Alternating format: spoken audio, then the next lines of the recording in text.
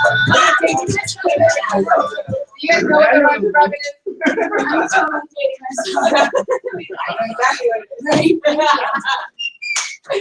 I'll start turning music up, and people are like, "What's that?" I'm like, "Oh God, it's been a while since we had." All right, so we're gonna. All right, y'all excited or what? Yes. So welcome to Saturday, November 7th.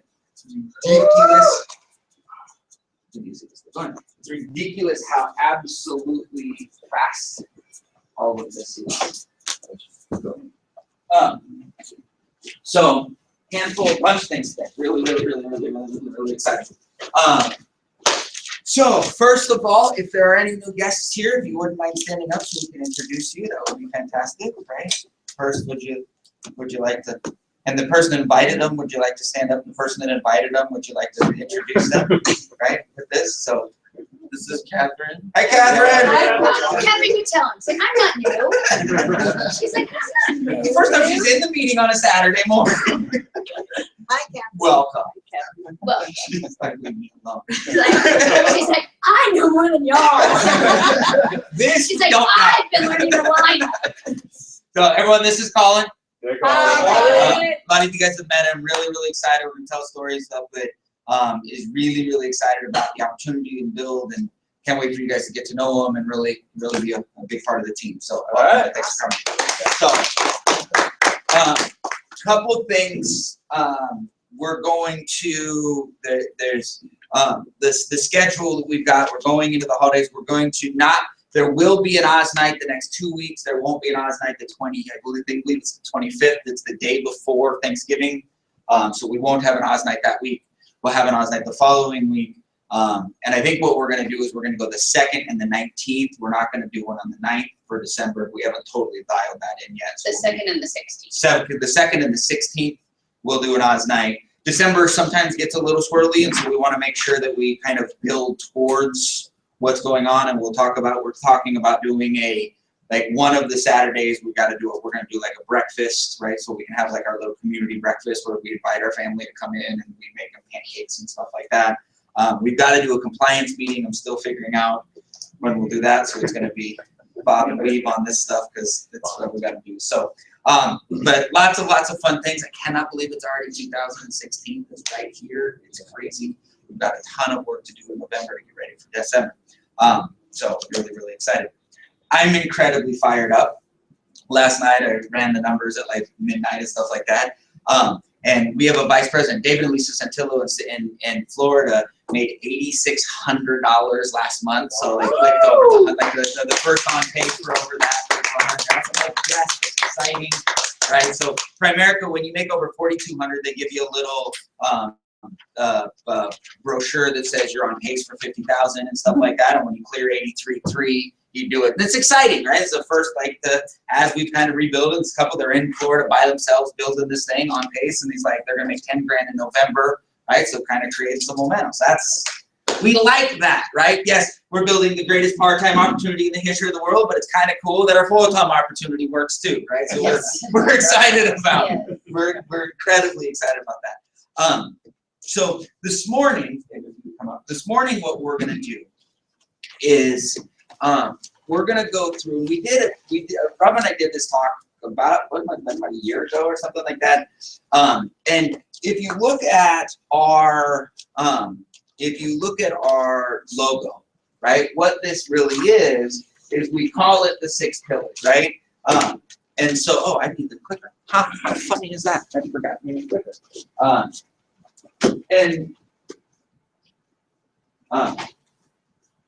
Really that beautiful logo, right? And the talk that we did and where things were is we realized that we wanted this to mean something. And so what we're going to do this morning is kind of walk through what these things mean. Each one of these, there's a reason there's 6. There's a reason there's not 8 or 4. Like, this was designed because we really wanted to create a sense of what we were doing, a place for everyone to go back to and say, here's the tone and tenor of what it is we're creating. It's the foundation of our culture, right? Everything sits on top of it. Right? So and the goal is in the short term, right? We've got, like, obviously we take these things seriously, right? We like our little things, and we want posters. Like, we're working on Daydream, we're gonna have posters. They're gonna be able to go into RVP offices. Like, this is the type of thing 5 years from now, 10 years from now, 20 years from now, for us to be able to have a reference point for what we're doing. If you guys notice, on Saturday, on Tuesday night or Wednesday night, I was incredibly excited because Wednesday night we had, for the first time, a lot of people not bringing people. Right, and this was my sentence. Man, we got a lot of people not bringing people, and I'm telling these people, and they're like, "Is that good?" I'm like, "Yes," because for a long time we had a few people not bringing people, right? And the challenge with a few people not bringing people is when someone brings somebody, and there's a few people, and someone brings somebody. Like when there's 6, and someone brings a guest, the guest has to relate to one of the 6, and there's like one little group, and so that becomes a challenge. But all of a sudden, over the last couple of weeks, we've been hitting 19 and 20 and 22. There's been, now, it's not 80, but 20 allows us to have 4 groups. There were 3 or 4 different groups after the meeting of people talking. Well, we haven't connected bringing a bunch of new people yet. But what happens is when new people come and there's 4 different groups, you get to walk them from group to group to group. And now all of a sudden, there's a better opportunity for someone to relate.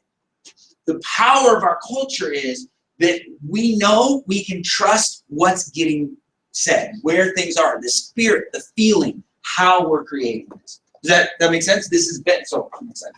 So, sorry, y'all excited? Yeah. So, so we go through. The first pillar that we talk about, one of the most critical things we've got, is to compete every day for measurable results. I've been saying this my entire life. I have no idea where it came from. I have no idea. I've been talking about this in high school. Compete every day for measurable results. And I say this, and people think, so what does that mean? Well, the word compete every day means fight with consistency. Look, are you going to win every moment of every day?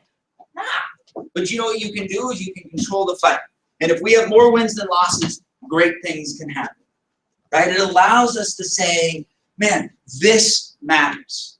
Because in the scope of things, we don't actually know the moments that matter. See, Cindy, when I came and sat with you, right, and we sat down, you and I didn't know that appointment, that conversation was going to change both of our lives. We didn't know that, but it did, and it's going to. And it's not just going to change our lives, it's going to change hundreds and thousands of people's lives because of that moment. The ability to maintain consistency gives us that space. Fight, right? Accomplishment. This is about moving the ball. Right? Everyone talks to me, right? We have this, and I'm move the ball. I'm like, well, tangible results don't matter. Listen, you're never going to find a more competitive person than me in the world. Now, you might be as competitive as me, but you're not going to find one more. But what are we competing for? What skill? What drive? Where is our intention going? And then steps towards the next goal. There is no landing zone, right? The astronauts figured this out when they sent people to the moon. When guys came back from the moon, a lot of them were depressed. They became alcoholics. They became miserable. Why? Where in God's name do you go after you've been to the moon? Yeah. So literally now, the people that do space travel, they have the next 10, 12, 15 years planned out of more exciting things, of more opportunities. Why? Because we've got to know that we build from one step to the next, right? We've got this mental picture of what this is, but, and you guys all know this stuff, but we cannot get from our I am to our I was. Right? And for newer folks, one of the hardest things to convince them is this premise, is that we can't. Why? Because that's what we all want to do, right? We're all here and we want to go RVP. We're all here and we want to make 100 grand. We're all here, we want to lose weight. We're all here, we all have an I want, and we're sitting here and we want to go here and we're like, oh! Right or wrong? Am I the only one? No. That when I'm standing at where I am and I'm looking at where I want to go and I'm like, oh, I'm not there. And if I go to that space, I'm going to get frustrated. The challenge is we can't get there. Bill, do me a favor, stand up for a second. I want you to go out that door, but only take one step. Yes. I want you to go out that door and only take one step. No, go out the door. You can't. Like, at no point is she like, Oh my God, I suck as a human being. I'm a loser. No, but she might be like, screw you, I got all those steps to take. Which is a different sense, right? So now we start understanding, well, then if she goes, oh God, I gotta do that, I'm like, well, then just get to the next chair. Because we get to control where the level of enthusiasm goes. Why? Because where you are is a neutral assessment. Can we all agree we all wish we had more of something? More money, more skill, more team, more opportunity, more freedom. I wish I spoke Spanish better because my babies speak better Spanish than I do. Right? Everyone in the world talks to them in Spanish except their gringo dad, right? So I'm practicing Italian and all sorts of stuff. I wish I spoke better Spanish. Guess what? I don't. I try, I work, I'm working on it, but I simply am where I am right now. But what I now get to choose what am I going to do. Just real quick, because we go through this a lot, and I'm not always convinced that people are truly making a neutral assessment. Do you know why we actually need this to be neutral? Save place. Can you move if all you are is focused on how upset you are to be here? No. Because the only thing you're focused on is how upset you are At where you at where you are. You cannot move if you're going to judge yourself for where you are.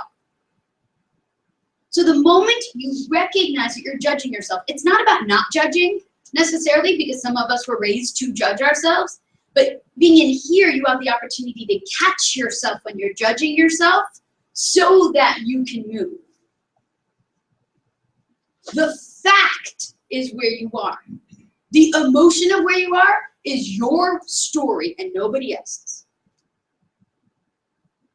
So when you start to feel one way or another about it, you take a step back and you say, what is the fact of where I am?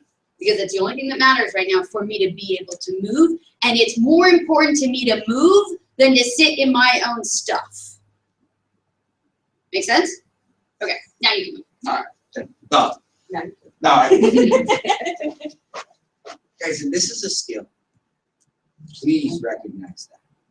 This is Don't judge yourself for not doing This is a skill. It takes time. It does. And once you do it, you're like, oh, that makes sense. And then we go. But see, wherever you are, you look at where you want to go. I've never met somebody, ever, that's somewhere that couldn't see the possibility of the next step. Even if this seems so far away, and they're like, oh, I can never do that. That I can never get my securities license.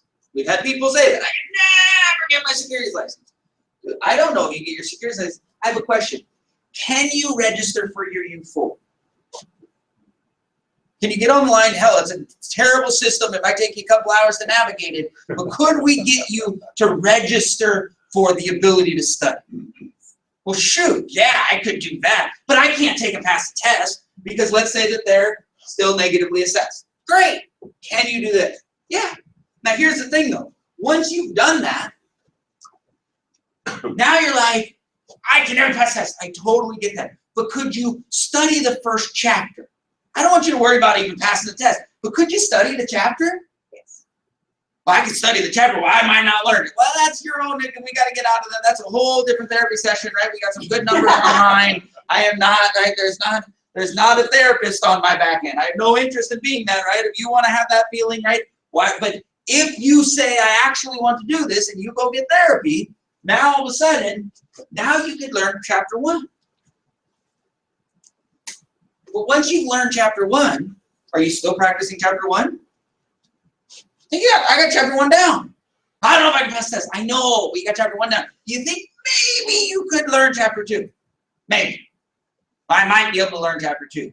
Well, how do we know we could probably learn chapter 2? Well, if you learn chapter 1, you probably have the capacity to learn chapter 2.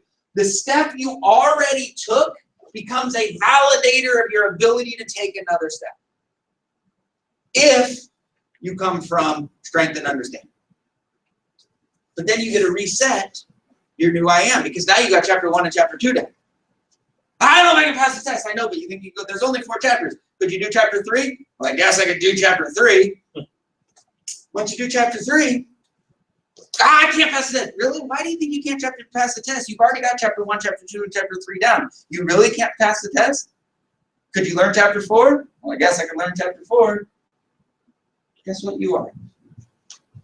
Guys, this is one of the best tools you can ever use to keep you in check. In order to fight with consistency. If you're constantly comparing your IM to your 1, you will not fight with consistency, you will give up. To be able to fight for accomplish, because you get, I have a tendency, people call me a patient. I'm not traditionally a very patient person, right? I attack with complete vigor where I am. I am just an expert at attacking here. Most people want to attack here, and so they seem impatient. They're frustrated that they're not here. Well, if you're constantly frustrated that you're not here, then you're considered impatient. But you can attack here and build you there. And then the next step becomes obvious. Well, I don't know what the next step is. Well, I don't know what the next step is either. But if we accomplish and we reset our IM, I've never met anybody that was at somewhere that couldn't see the very next step. Well, I can't see 2 steps from now. I'm not asking you to see 2 steps from now, but I've never met anybody that couldn't see the next step. They only got confused when they tried to see the next 3 steps. And when they tried to see the next 3 steps, they invalidated the next step and they said, I can't do it. Wow, y'all look like the Olsen split, right? This is a serious group right now. Does this make sense? Yeah. They've never heard it look like this, right? But that's all right. But that's how this functions. Does that make sense? And so we'll talk about, so one of our pillars, compete every day for measurable results. Move the ball. Move the ball. Move the ball. And sometimes moving the ball is just deciding to want to move the ball. Right? Thinking about something is an action. My husband. I am. Thinking about something is an action. Now, don't do it for years, but sometimes you might have to do it for moments. So this one, all right. The second pillar, celebrate others' victories as though they're your own. It's funny, Rob and I were talking about this morning, and it's so fascinating the world views. Every single time you talk about this. Right? Because we get to the exact same space, and we both want to cover multiple areas of ground. One of the most important pillars we have, and that's not true, they're all incredibly vital at the moment that they're vital, and they're all important all other times.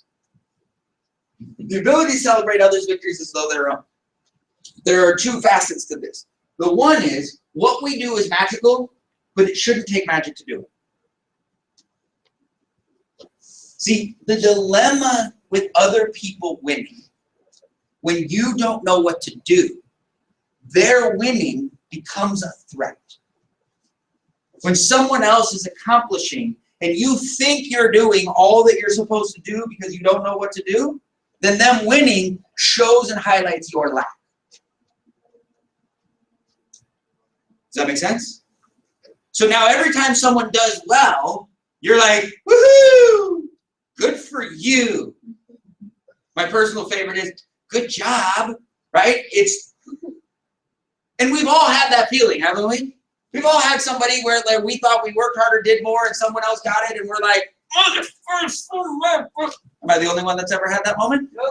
Right? The challenge, and he's like, I've never experienced it. I have no idea what you're talking about. My wife has no idea what I'm talking about. Genuinely, these 2 ladies have no idea what we're talking about. Genuinely. It took me a long time to understand that, but they genuinely don't. They have no idea what I'm talking about. We have this conversation. She's like, what are you talking? People are not like that. I'm like, your husband's like that sometimes. Now, so what do? Is we said, look, but once it takes skills, Colin, once it's, here's what's going on, learn your foot, like here's where it goes, things happen. Because skills are learned. Talent's not learned. Or is it? Now it says, LeBron James, most talented basketball player in the world. True. But if he was 31 years old as he is today or whatever, and he'd never played basketball his entire life, and all of a sudden they put him on a court, would he be the LeBron James that we know? No. He's the LeBron James that we know because when he was 2 years old, he was dribbling a basketball. And since he was 2 years old, he's been dribbling a basketball every single day. Now, he has God-given talent, but what he's done is he's leveraged his talents into skills. He's done it so long and so often that it looks like it's pure talent. The reality, guys, his skills are learned. They can be taught. Once they're taught, they can be learned. Once they're learned, they can be mastered. Well, the great news about why we did this is what can be mastered can be taught. Well, if it can be taught, then it can be learned. If it can be learned, it can be mastered. If it can be mastered, it can be taught. If it can be taught, it can be learned. If it can be learned, it can be mastered. The moment we understand that what can be taught can be learned and what can be learned can be mastered, this gets to be magical. But it doesn't have to take magic. So now when somebody sets their goals and gets wide and runs their lineup and runs the tool and they build momentum because they work their bullpen, right, and they get people on their draft board and they move them to their roster, and they stand up here and they talk about the adventures that they're going on by leveraging the tools, those impacts can be magical, but no one in the room goes, well, I just don't know how to do that. Because we get to call bullshit. You might not be open to learning and applying. That's not a skill conversation. That's an approach conversation. That's probably the first one. That's an assessment problem. But this allows us to come from strength. And for me, this pillar is really, look at that. Okay. This pillar for me is a feeling. This pillar for me is about being a team player. When I walk into this room and I hear about someone's win, I wanted everyone in the room to be excited for that person. Because in that situation, as a team, we get to leverage that win for ourselves. The analogy that I used when we were talking, and Brett's got a great way of putting this, but we were watching football on Thursday, and there was a team that was like on a big roll, right? And what you see is like the defense is coming out, and the defense didn't actually run the last play. That was really great. It was the offense that ran it, but the defense is running out on the energy of the last play of the offense. And now that defense is moving even stronger, even faster, even harder than they would have otherwise. And now the defense makes some great play. And the offense comes back out, and now they're building on the energy of the defense, even though they didn't actually make that last play themselves. And that's how a team gets on a roll and destroys a team and catches 3 freaking touchdowns that they weren't supposed to catch and completely screws up my fantasy football. But that's another story. That's the opportunity we have in here. The real spirit for me of celebrating others' victories as if they were your own comes from Wade's premise of we can do more together than we can apart. If you believe in this premise, if you believe that you are capable of doing that win yourself, if you believe that the skills that were required to get to that win can be taught, learned, and mastered, then we have the opportunity to create a culture in here of truly supporting each other's wins and then taking that energy for our own to do the next play. And if we have that feeling in here, as more people come into this room, they will catch that wind without having done anything. That is the foundation of the culture we're talking about. Make sense?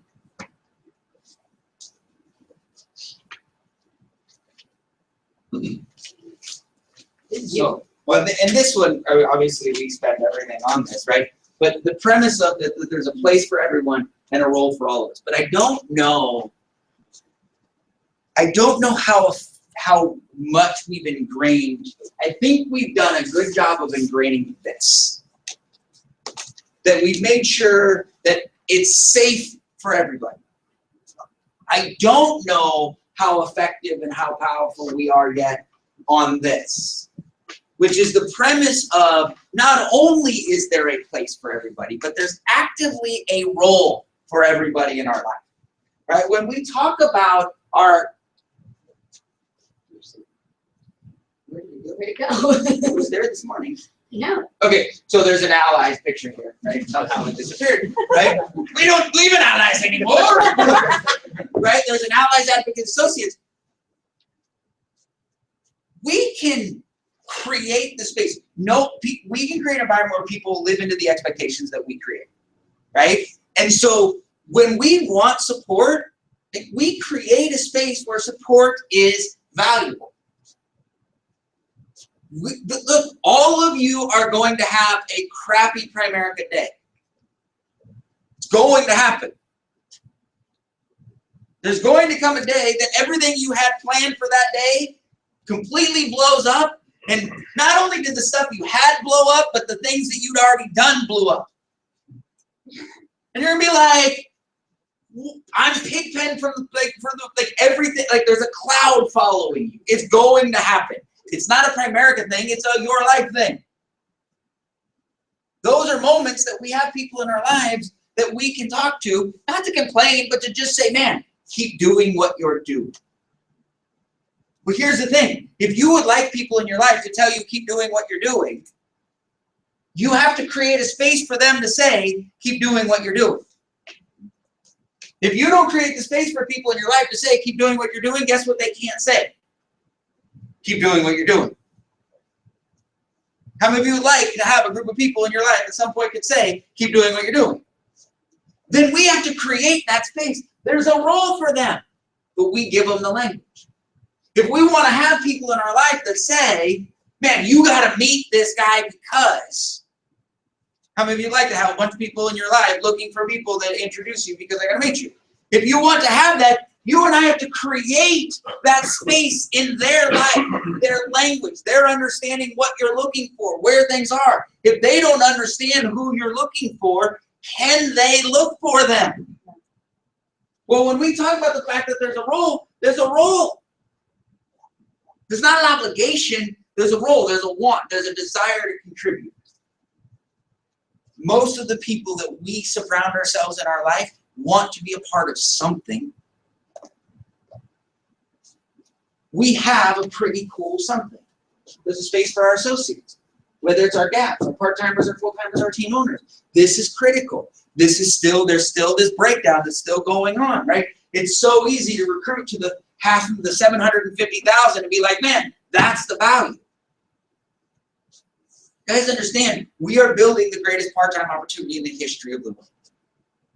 We will have more people making $500 a month part-time than any other company in the world. Well, Brett, don't you want to have a bunch of people making 100 grand? Sure. I guess. You know what? More people making $500 to $1,000 a month than any company in America. Why? Because if we have more people making $500 to $1,000 a month than any company in American history, we will have more $100,000 earners than any company in American history. But if we want more $100,000 earners than any company in American history, that does not mean we will have more people making $500 to $1,000.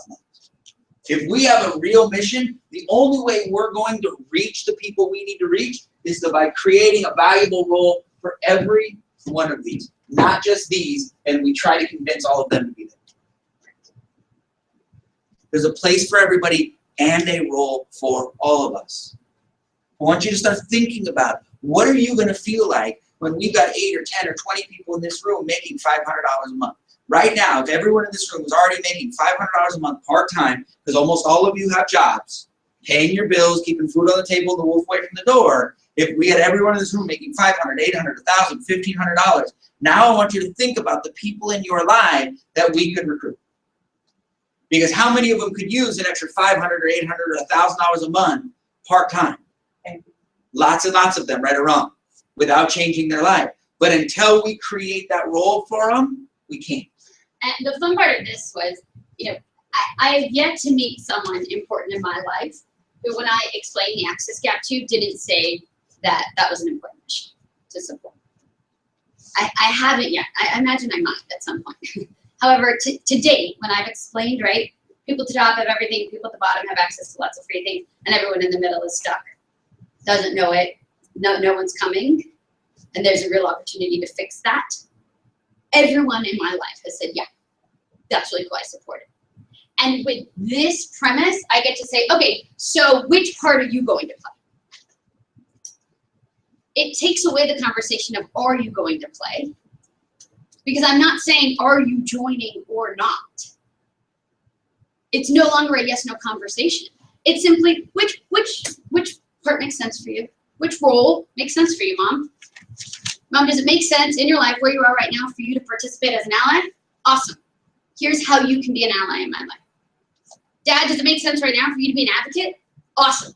Here's how you can be an advocate in my life. Right? Sister, does it make sense for you to be a paid advocate, a gap, gathering assets? You're on a path? Awesome. This is how. This is how we, as a grassroots movement, actually make a difference in this problem that we've all acknowledged is really important to take advantage of, to make a difference in. Changes the conversation, right? It's not if, it's which. And I got to feel good about which because I knew that they would absolutely fit in one of these categories. Because I also know that when we first developed these categories, when we found that we needed another category, we were in a position to take care of it. And we know today that every single person in your life fits in one of these categories. And you get to feel good about that. Changes the conversation, makes the difference in what we're trying to accomplish. That's why it's an important topic. You guys having fun? Yeah.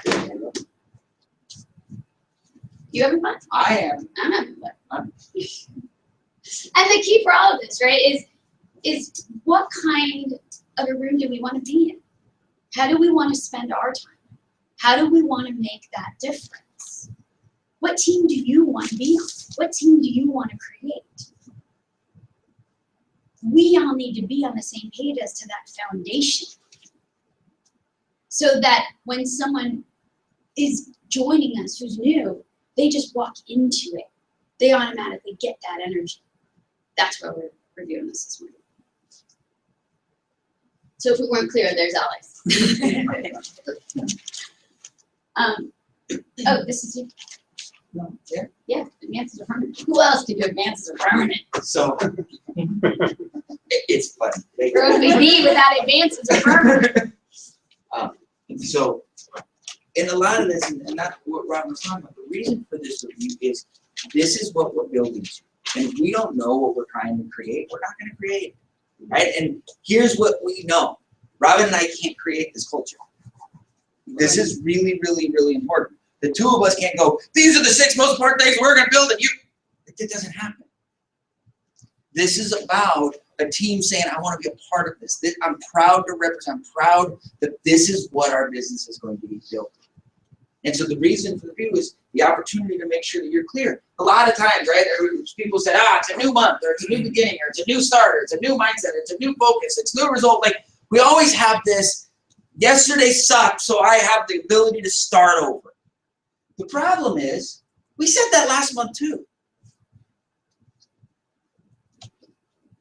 Last month didn't suck, we had an opportunity to learn. There's a space there that says, why do we always want to start over? We have the ability to never do that again. We have the ability to understand that a new skill that we develop is an asset. Anything you learn gets to be an asset because you never have to learn it again. A support system, having an ally is an asset. Well, I don't have a big team. Yeah, that's a mindset.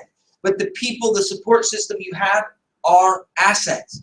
But if we don't look at what we have as an asset and we're constantly chasing what we want, we will disregard what we have and then we will lose what we have.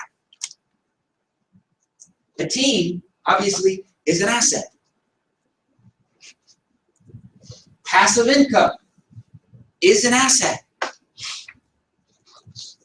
As Rob and I were laughing last night, Because when we do the managed accounts and stuff like that, it's about a 3-year process where you'd actually make more money if you do the upfront and the mutual funds than you do on the passive income. It takes about 3 years to catch up. We've been doing the managed accounts for about 2, right? So I'm like, and things start to go. I'm like, man, we're almost into pure profit mode forever.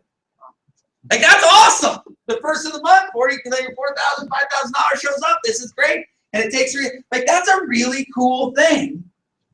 Now, over the last 2 years, at the very beginning of this, it wasn't always awesome. I'm like, I could use the $4,100 right now rather than the $91 a month. Like, that could go a long way.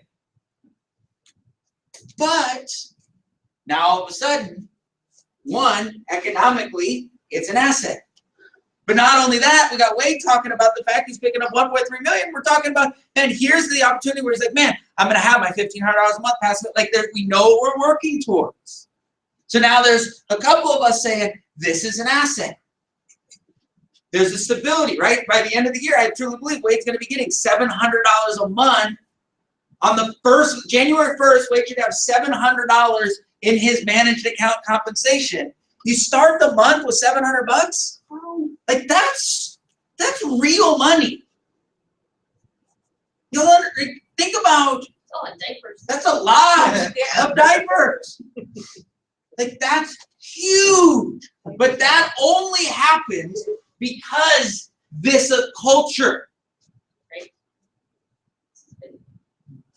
Wade being excited about it because of the culture we've created on the value of passive income. We have people that are like, well, maybe I shouldn't do that. Great, there's nothing wrong with that. That's questioning the value of the culture, not the product. When the culture's there, right? I was training Anna the other day, and I'm like, here's what you know. She's like, how do I know? Is it a managed account or is it a mutual fund? I'm like, look at the balance. Because in our organization, if it's less than 25 grand, it's in a mutual fund. And if it's over 25 grand, it's in a managed account. She's like, oh, okay. Like, it's not even up for discussion. That's what we do. That's the power of a culture. Most of you don't even know why that's a big deal. That's phenomenal. Because if we tried to explain that to other offices, they'd be like, well, what about? Because they're going through their compensation. Because they have a different culture on compensation. At the end of the day, guys, the reason advances are permanent as critical is we are in an attraction business. We are asking people to participate in the journey that we are taking. But there's a place for everyone and a role for all of us. If we don't have an attractive space, can we attract great people? No. If we're miserable because we didn't hit our goals and we undermine the skills we developed, is that attractive? If we go, well, yeah, they're supporting me, but they're not recruiting, they're not doing the business, is that attractive? If we have a part-time or someone who's a teacher, Dawn's a teacher, she loves teaching, right? She's not here this morning, it takes some time to go through. You understand? She said it's right. She'd gone on a couple trips, right? About a month ago, she called and she's like, is it okay that I don't come to Saturday? She's a part-timer that loves teaching, is here to make an extra $1,000 a month. And a month ago, she's like, is it okay? I'm like, what do you mean, is it okay? Now she calls, she's like, Bob's taking me out, she's taking us pictures, she's like, we're listening to the Six, like, listening to this again. right? She's like, here's our traveling music. Why? Because we created a valuable space that having Bob and Dawn here as part of what we're doing is a valuable asset for what they can participate and contribute for, because there's a space for them. That is an asset. In my old business, I would have blown them out. And they wouldn't be listening to security. They wouldn't be listening to securities. They'd still be in the trip, but we'd make them feel guilty. Right. And the only reason is for my ego, because I feel better if I have more people in the room. In that moment, it's just my ego. It's nothing more than that. Well, you know, they need to learn it. Yeah, they do, but really, I want to have 2 more people in the room. And that's the only reason it matters. I'm not proud of it, but now all of a sudden our teams are assets. Our gaps are assets, our part-time are assets, our full-timers are assets, our RVP, they're assets. So, does this make sense? All the way through. Because that then allows us to create an attraction business. Because when we create that space, if we're going to have 1,000 part-timers that come in, now when they can't participate, they don't participate. But when they can, guess what they can do? Guess what's easy to do? Walk back in the door. But if we make them feel bad for leaving, do you know what they don't want to do? They don't want to walk back in the door because they're like, oh God, I'm sorry I was gone. You understand that if we have people on our team apologizing to us for not being able to make it in that like, I'm sorry mode, the team is not an asset. It's us. Here we get two more. Go on, bud. So this next one is one of my favorites. And so, be coachable, right? We hear this all the time. And one of the reasons we knew that be coachable was important, but the conversation became about what does be coachable mean? I was at a Primerica event, and people talked from the stage. All of us will be at Primerica events, and we'll hear people talk from the stage, and they're very excited, and they're very passionate, and they're winning big, and they say, be coachable, over and over and over again. And they say, in order to be coachable, you have to be me and do exactly what I do. And I'm like, but I'm not a 20-year-old Latino. I looked at I'm like, what do I do? It's a neutral IMIC. Come on. There are some steps we can get you there. Male. So, and I was like, really? Is that what be coachable means? Does it mean I'm going to tell you what I do based on everything about me and my history? And if you're coachable, you do exactly the same thing. And when you don't, it's your problem. That just didn't sit with me. That's not what being coachable is about to me. And that's not what being coachable, that wasn't the coachable culture we wanted to create in here. Do what I tell you. So we said no. What is be coachable about? First of all, we are all in here to build something for ourselves and our families. So being coachable is not the responsibility of the coach. It doesn't say be a coach. It says be coachable. Being coachable is about us and what we're doing. So the first part of being coachable is seeking direction. It's calling a coach and saying, I need help with fill in the blank. I want to set up a meeting to talk about fill in the blank. Bella texted me 2 days ago. I need to talk about fill in the blank. She sought direction. Now, if you say, I want to talk about, and I'm like, awesome, and we sit down and talk about it, and you're like, well, I don't know, I mean, and you get defensive, then are you really being coachable? Did you honestly want the feedback that you said you asked for? You're like, well, I'm seeking direction. I'm like, great, what the hell are you going to do with it? Right? We have to welcome correction. We have to be open to the answer if we're going to ask the question. Or don't ask the question, because then you're wasting my time as a coach and your time as a person who's trying to be coachable. So first part of being coachable is seeking direction, taking responsibility for us and our lives and our business and what we want to do. The second part is welcoming correction, being open to the answer. And then we can talk all day long about answers, but if you're not going to execute with purpose, if you're not going to apply the learning, then what's the point of spending time on the learning at all? And when we welcome correction, when we're open in this type of coaching, it gives us as coaches the opportunity to coach you for who you are, where you're at, given your life experiences. Yeah? That's what the being coachable culture is about. We as a group want to create a space for people to be excited and comfortable seeking direction. welcoming correction, and then executing with purpose. And this is a feedback loop. Because you're gonna apply it and you're gonna learn something new. And you're gonna have an opportunity to say, well, wait, that, right? IMIC, right? That kind of work, was this exactly what Brett meant? Well, if I'm constantly thinking I've got to do exactly what Brett does and I can't do it the way Brett does it, am I gonna ask him again? No. This is about a culture that says, wait, can I double check that point with you? I get to continuously do that. That's what being coachable is about. That's the environment we're creating. Yep. And then, and I keep saying that, and one of the most important, they're also important, right? It's really about the group of pillars, right? It's about the application of the pillars in the moment. It's about all of us holding that space for the foundation. Because for us to celebrate each other's wins, we have to believe there's something to win for.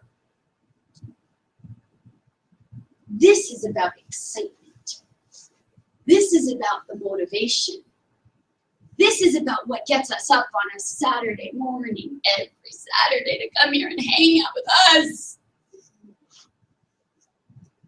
This is about what gets us to drag our phenomenal daughter here so that we can be here. This is about what gets us in the rain to a Wednesday night meeting. This is about what gets us to pick up that phone and make that call to our lukewarm market. If we don't believe that it can happen here, that your it can happen here, we don't really have a reason to be here. If we don't really believe that we can make a difference, then none of the other pillars necessarily matter. And that's actually true about each pillar. You know, we talk about sort of what's sufficient and what's necessary. Any one of them alone is not sufficient. And each one of them is necessary. And when I talk about it can happen here, I always ask, what's your now it? What are you fighting for right now? Which might be your sort of 2 or 3 step I want. And what's your then it, right? Or what my husband calls your big want, your bigger want, your big, hairy, audacious want.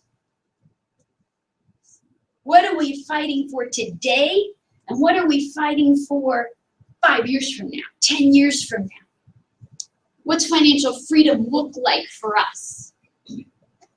Because I want to work in a place where we are all excited and believe that we can accomplish what we're setting out to do. And we know that we can only hit a target that we're aiming at. That's what this is about. I'm standing here today. You guys all know that I've had a very fortunate path when it comes to being a startup lawyer. And I've been very fortunate in my schooling and very fortunate in my successes. And I'm standing here today. I'm not in the office in Santa Monica at Cooley. And the only way that I stand here today is because I believe that it can happen. And by celebrating each other's victories, you get to believe it too.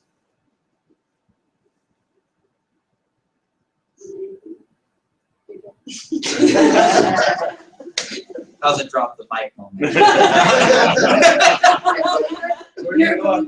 I'm not sure. Just you can follow stay that. All right, peace. Choice call. So that's what it's about. So with that, you know, it really is an opportunity, and as Brett said, we're going to have the posters up here so that we get to remind ourselves, right? We all have these moments where we forget. And we get to say, oh, this is the culture that I want to be a part of. See, I start to get excited when we talk about it because I know that we're so capable of it. And you get to look at that poster. When that poster is up there and you're sitting in an AAA'z night and you're looking around and you don't have... No, they're all paying attention completely. They're not looking around. Before AAA'z night, after AAA'z night. In that moment where out of the corner of your eye you see this, you're going to say to yourself, what's my now it? Do I have a now it? Oh, I believe it can happen here. So that's the basis of what we're building.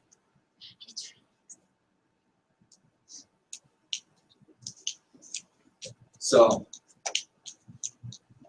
oops.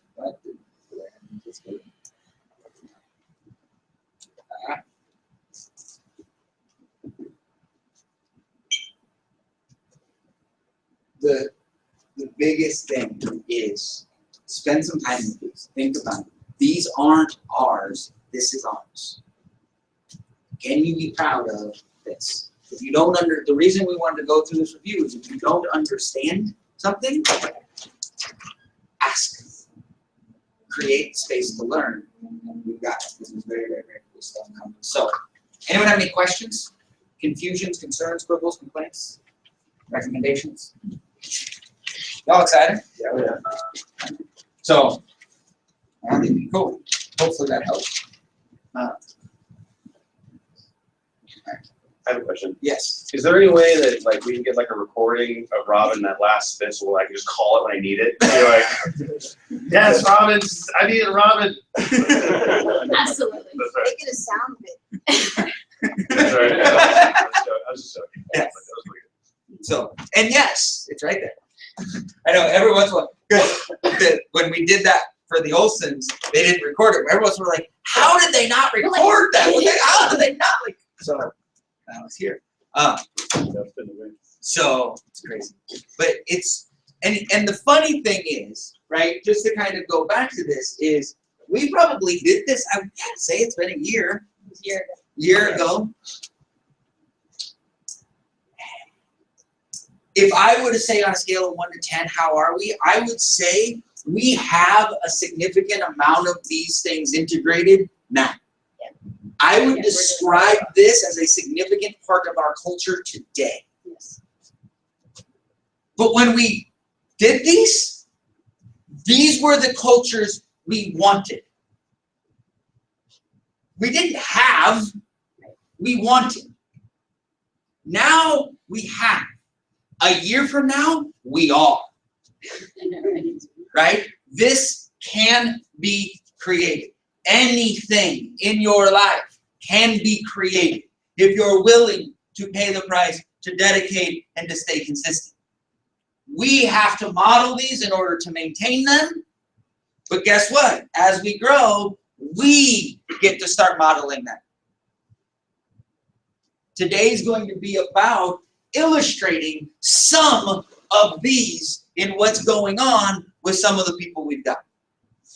And so, y'all excited? Yeah. What I'm going to do is Bella's had a very fun couple weeks and wanted to, she's learned a handful of things, and I'm excited about kind of the path that she's on and the steps that she's taken and the cultures being created. So she's going to chit chat a little bit about what she's learned and what's going on. So, Yasa Bella.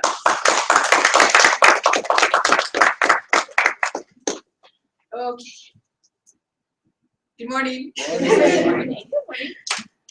Today I'm going to be talking about the journey, my journey, from the moment I can step back 3 weeks back, okay?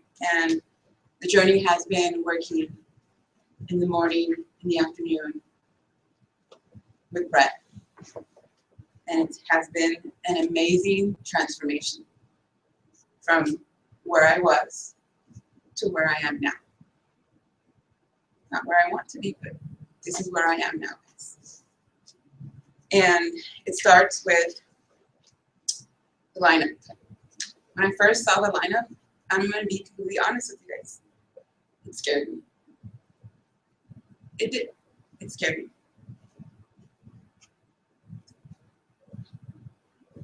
So, step one was to understand what it is, and that was week 1. It was drill, drill, drill, drill, drill, drill, drill, to the point where it's just memorized. And it was, I think I might want to do this. And that I think I might want to do this became, I know I can do this. I absolutely know that I can do this. And I reset. my week 2, step 2, was what does it mean? And I'm going to go back a little bit into step 1, which was what is it? And you memorize it and you learn it and you drill it and you drill and you drill and you drill and you think, oh, I understand it. I got it. I get this. No. When you reset and you go, oh, something clicks. And then you understand what it really means. And in that moment, you understand that it's not just about memorizing it, it's about understanding it. Understanding what the lineup does, understanding how it works, and understanding how you can go to the next step, which is to apply it. And I'm gonna tell you guys a little story. I thought I had it down. I had it memorized. I had it locked down. I could close my eyes and say, okay, we're gonna start this. And then I realized when it came to the bullpen, one tiny little word was off. And then that week 2, I sat with Brett, and he looks to me and he says, no, it actually, where I thought it was bullpen, and when we get to the bullpen, it says yes and sure. Listen, guys, it's not about perfection. I had no. And so things were not making sense. Things were not clicking. And as soon as I realized, oh, it's sure, I understood. Everything clicked. And it was reset.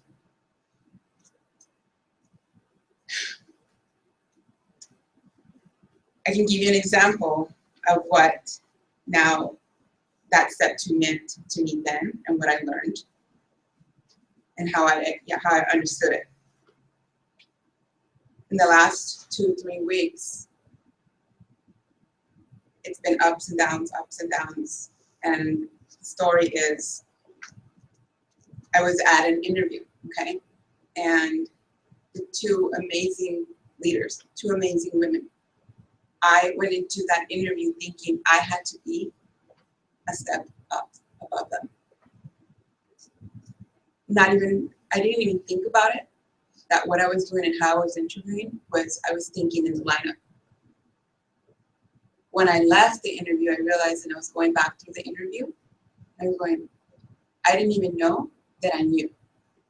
And how I can explain that to you is, I was in the middle of the interview and I realized that they were closed. They were not open to listening to me. They were not hearing me. So what I did was I realized, oh, they're not listening to me. They're not hearing me. So what do? I bring myself down 3 steps, 3 gears down, so that they can start listening to me, because I thought I needed to impress them. I didn't need to impress them. I just needed to let them know what my skills were, what I could bring to the table. And as soon as I did that, guys, they opened up. They started smiling. They no longer had their hands crossed.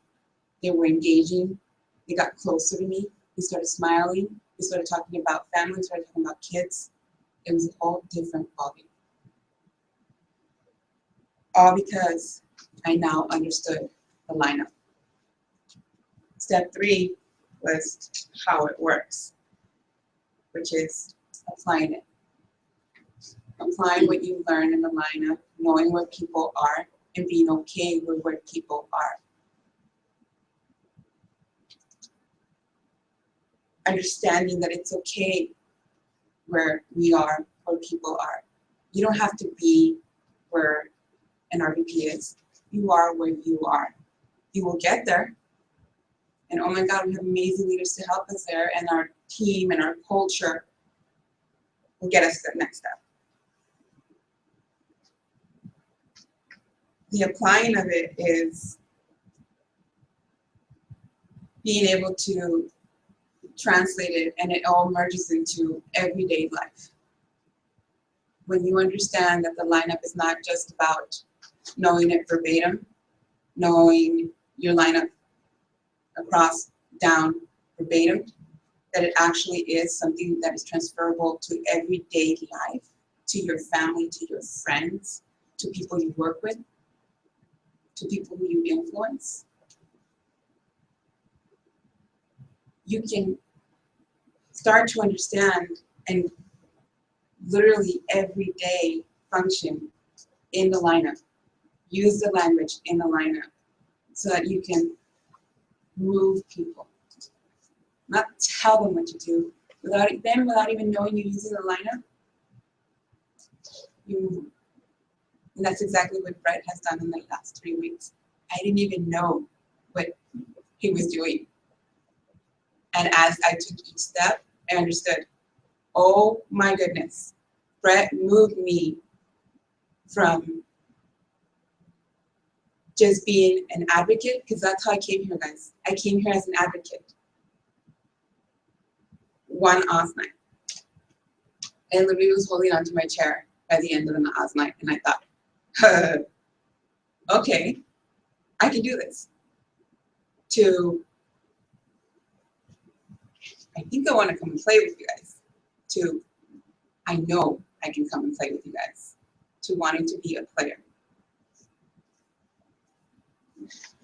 Listen, guys, Brett's absolutely right when he talks about what can be taught, can be learned, what can be learned, can be mastered, what can be mastered, can be taught.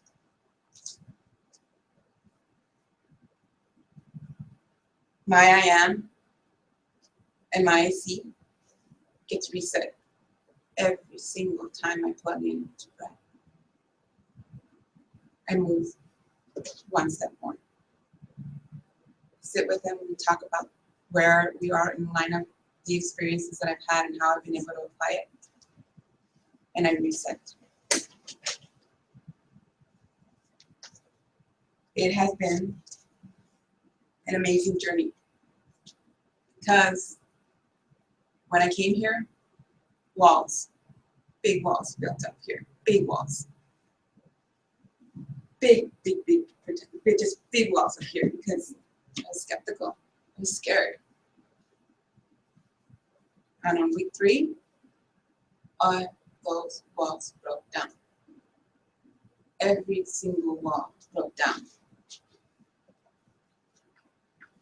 Because I understood that they're here to help us. I understood that it was okay not to be perfect. And I understood that it's okay to be me. It's gonna get to work on me every single day, guys. Every single day.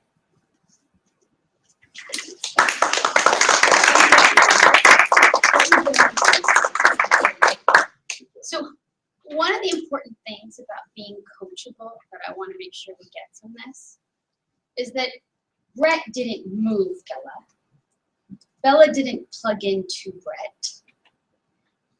Bella moved Bella. Bella plugged into being coachable so that Brett could support movement that you chose to make. Right? That's the difference of the kind of coachability we're talking about. Because otherwise, every single one of you needs to live with me. And as much as I love you all, that's not happening. We get to, and I appreciate that. We get to own our own power and our own actions and our movement. And that's a really important step. And I'm really proud of you and everything you've done to take the lineup from what it is. You can't get to where Bella is if you don't know the words. Yeah. You can't sit in an interview and say, oh, wait a minute, I'm 2 steps ahead of where these people are if you don't know what those 2 steps are. Bella can read off this lineup, eyes closed. In the first week. Because she drilled it and she drilled it and she drilled it. And then all she knew were the words. And she was like, oh, I totally got this. And then we started working on what it means. And she was like, oh my goodness. So it really is different to support than instruct. It really is different. So this is why we develop here and cultivate there. And once you're able to get what it is and what it means, now we're in a position to play. We're in a position to apply it to our lives. And most importantly, as importantly, not just our Primerica lives, but everyday life. People in the world have called us aggressive. Super aggressive. Aggressive, is that a word that we get on occasion? Aggressive. Intense. Intense. Very intense women. Yes. Without the lineup, we don't get to where Bella was last week in her interviews. Every interview, she walked out. Not necessarily with the job, but with having made an amazing impression and a new connection. Because she had an opportunity to think about, how am I showing up in this moment relative to the people in front of me? As opposed to, sorry, I'm aggressive, I'm intense, I steamroll everybody. Not that I know anything about this. That's the power of the lineup. Not just words on a page, not just for your business in Primerica, for your life. Yeah? Anything else? We're good? Good.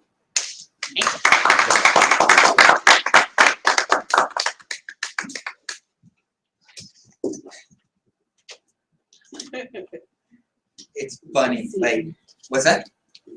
It's amazing, right? And you start, so a couple things. One is, standing up here and communicating is a challenging thing, right? And knowing what you're trying to get accomplished and where things go, and it's a phenomenal base. And one of the reasons why I love the fact that we record these is you'll be able to watch that 5 years from now. We'll be able to watch the growth of the steps in terms of where things are. And there's a way, like Robin and I break down our talks, right? We sit down, we're like, here's what we want, we get why. Here's what we want to get accomplished, how do we do? Where's the gap? And it allows us to move the ball.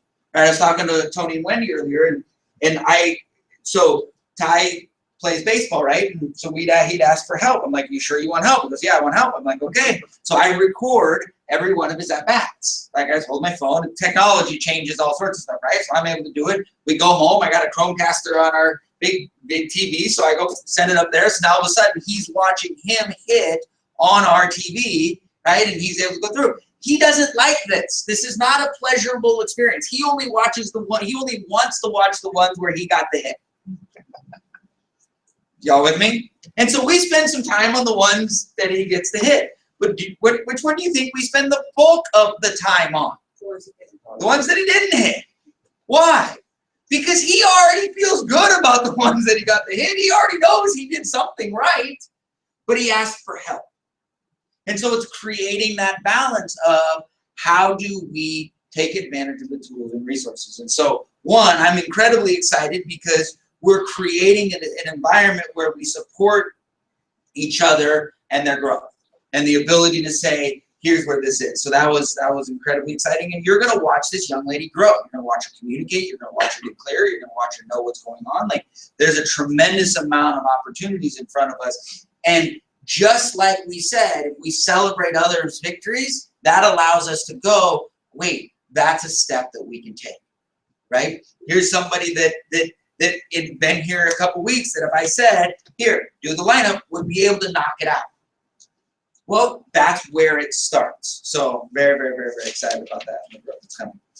The next guy I'm gonna have come up is Mr. Camacho. I'm excited, things are growing, right? You understand? Right? All of a sudden his eyes, I'm like, we talked about this, right? And again, guys, what we want to do is we want to recognize growth. We want to see people moving and understanding the tools. And all of this is training, right? These stories, these opportunities, every once in a while people are like, well, what am I learning today? That's one of the questions that you've got to ask is, what are you getting from this, right? Where are the pieces? And so we'll finish the meeting with that, but the awesome David Camacho.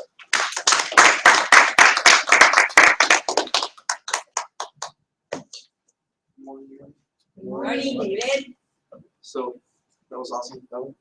I can actually relate to her because I've gone through the same step, right? Brett's helped me out, basically getting my manager job at this point. So when I was having a conversation very similar to her with the person interviewing me, they were doing the exact same thing.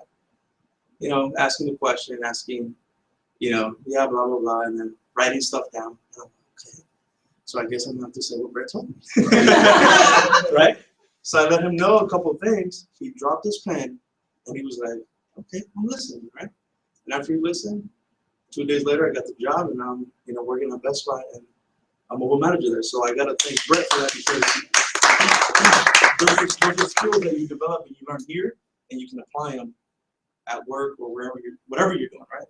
I mean, this is beneficial for everybody. So a role for all of us. There we go, right? So today, it's been a good 2 weeks. So I want to share my past 2 weeks, right? So I went backstory on me and Richard. Me and Rich have known each other for about 8+ years now. Really getting to know each other after, you're 18, 21, you really get to know someone. So I've known him for 8+ years. He's done the business with me before Brett tore it down and, rebuilt it back up. So the relationship, I didn't notice today. So it's been a ride to the point where in the previous business, I don't know, you guys are going to hear Sandlot a lot, right? Sandlot is the old business, how it was run before. We're just going to refer to it because we're the only company not running that type of business, and it's perfect because the pillars fits perfect into what I'm going to talk about today in my experience. So 8 years, have a great strong relationship with him. Been on and off, the texts were, hey, how you been? How's your holidays? How's everything going? And when we meet up, it's like we never even stop talking, right? So it's like you just catch up on everything. So I invited him to the Halloween party. So I considered it one of our AAA'z nights, but it was just liquor. You know what I mean? So it was amazing. So it was an AAA'z night with liquor, right? So it was fun. He got to see the environment. He got to see what we're building, right? Like everybody's just happy. Everybody's celebrating each other's the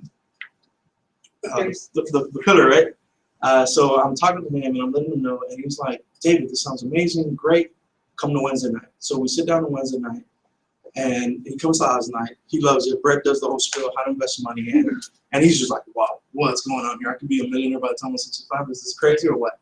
So he's excited. We did a meeting after meeting at In-N-Out because we love In-N-Out. And the reason is I've locked in my skills on how to have a conversation with Richard. With periodically of time, it's been almost 2 years that I've actually interacted with him. He was like probably one of my frozen market. And I told him, hey, any questions you have, what did you like about? And he was just going off about the $4 a day. He spends $4 a coffee a day. And he's like, this is crazy, right? So I felt so comfortable knowing the conversation, knowing what he was asking me, and just letting him know, right? I remember Wade talking about it where he was sitting down with his friend at a bar, and he was just pulling it out of his sleeve. Where it's like, here you go. This is the conversation you're asking for. This is what you're using. And as I'm telling them about the story about me and my daughter and how I'm saving for her college fund, and she's already set for the first 2 years. My daughter's 2 years old, and she's already set for college, right? And I'm like, yes, got 17 years to go. I mean, that's 15 years to go, and I'm gonna keep doing it, right? So I'm excited about that, and I'm sharing that with him. And he's like, and he whispered something. And he's like, I said, what did you whisper? He's like, because I have a friend right now that is about to have a baby, doesn't know, and I just know the problem. And he's excited. He's like, I actually understand what you guys are talking about. Like he's able to hear what we're saying, and I was so excited about that. Which I want to get into is not only. So at that moment in time, I was like, okay. So he understands that there's people that have problems, right? Therefore, at that time, he's an advocate for it. And I realized it right there and then, and I went into my bag, and I was like, here's the advocate story, right? You right now, because you've told me, I've realized that you want to be an associate. This is what you just did, what you just thought about your friend that is about to have a baby, the girlfriend, they don't have a college plan, they don't know anything that's going on. They're just living their lives. He's like, that right there makes you an advocate to my business or in anything, right? So you're an advocate as of right now. You just moved from ally to advocate. And obviously he knows he wants to be an associate, and that's why he's here on a Saturday morning doing a closing shift here from 9 to 11, gonna go close the store. So I'm excited about that. I'm excited that I'm able to give him the skills that I've developed, lock him in, and able to give him the conversation. That's why he's not lost and we're on the same page.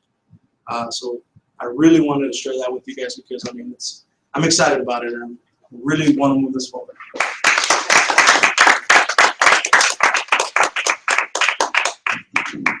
So, and one of the things to just so that we kind of know, and Rich, it's always interesting when you're in the room and we have this conversation, but over the last year, you've moved from like you turned in the like you've been a topic of conversation with David and I over the last year. He's cultivated and developed a relationship. And I tell this story because Richard, okay, I'm going to do it, and then right, I'm interested, and then I'm not, right or wrong. But what there never was a space where David was like, well, screw you. If you're not going to do the business, you're out, right? If you're not in, if you're not coming around, if you're not going to do the business, you're not. What was happening was he was continuing to develop the relationship to get to a place where life hit you and the timing was right and you were able to hear what was going on, right? David, you are an expert at developing the relationship and a space for somebody in your life to get to where it was right for them to be able to hear what's possible. So many of us get frustrated when we talk to somebody and they're not ready to do the business, and there's only 3 reasons someone's not ready to do the business, right? They're not open to doing the business. Cindy, what are those 3 reasons? They don't think they have the capability. No, those are hurdles. Those are the 3 reasons. Tony, what's one of them? Time. That's a hurdle. Damon. They're on a path, not motivated, and they're specific. Guys, I'm telling you, we've got it. That's what we're talking about, that ability to go. And here's the reason. If you think it's time or ability, you try solving that problem. And neither of those problems were Rich's problem right there. The Rich, right, he had gone through things. He had a good job. He was making more money. He was doing things. He was on a path that was working for him, right or wrong. Right? So you making a significant amount of money. If he's making a significant amount of money as a 25, 26-year-old guy having fun, coming to Saturday morning meetings and building a business was not your priority, right or wrong. He was on a path. But if you think it's time or you think it's ability, all of a sudden you're trying to handle it differently. Do you understand that? Now we're going, dude, I know it's a lot of time, but we can do this and we can do this and we can do this. We're someone who can't even hear it.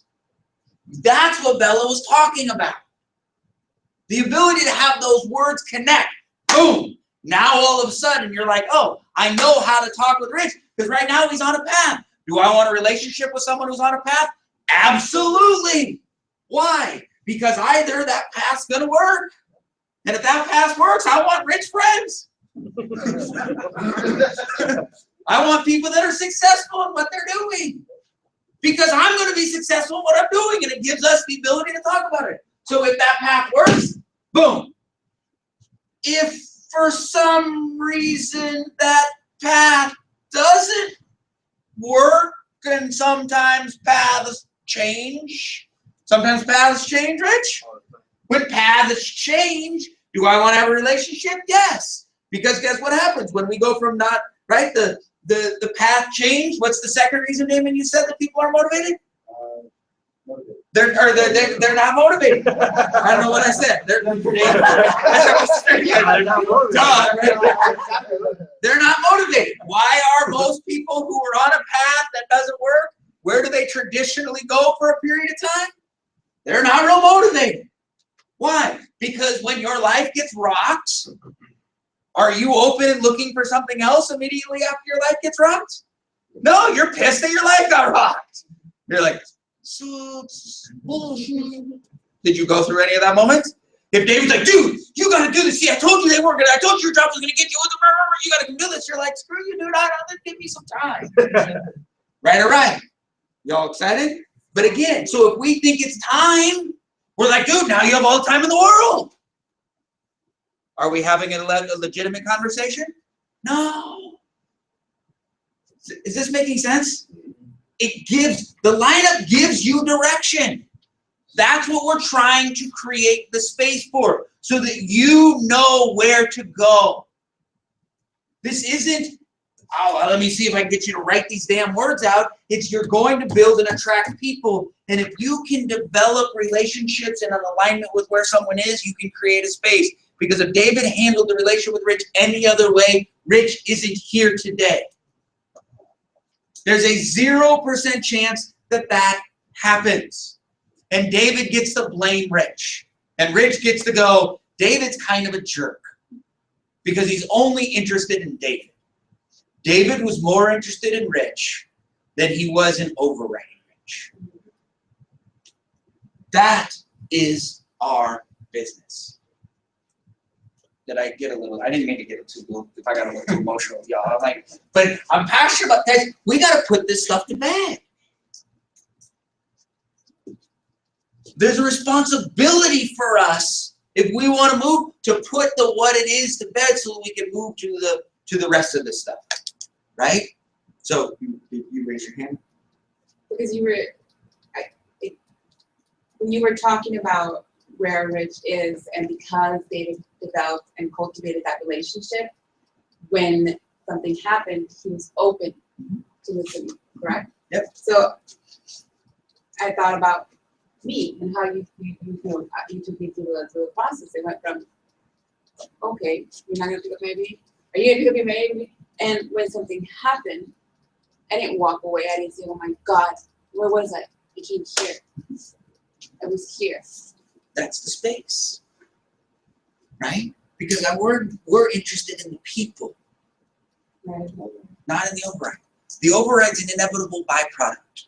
Do I want to be rich? Yes. Stinking wealth. like on the verge of obnoxious. You guys know where they're like, what are you gonna do with all that? That's the guy I want to be.